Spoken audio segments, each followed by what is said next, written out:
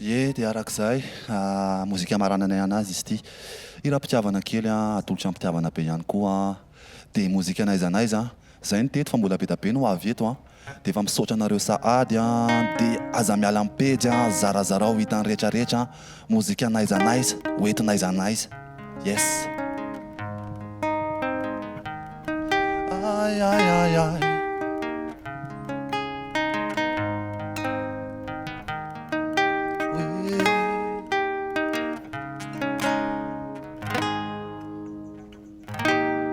Zay azavaina fa real zay no tsapako anao.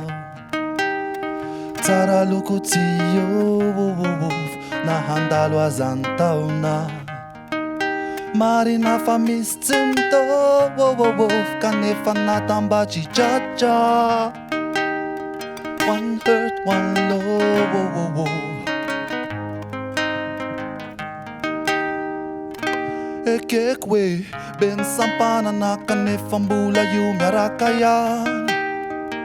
Tsy mifankafohy iara-makivaky loha sa madio sy migodana. Dia mifanjohy eny ao ampom-fampitantana amin'ny lalana malama. Ifampizarany eo am-pelatana satria fity iara-manana. Zay azavaina fa real zay no tsapako anao. Tsara loko tio na handalo azan-taona.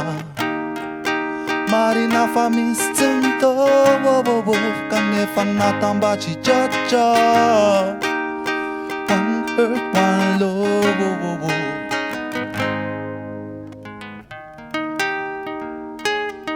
Muzika n'aiza n'aiza, misaotra anareo androany. Yeah, Kimani, Beats, ny teto amin'ny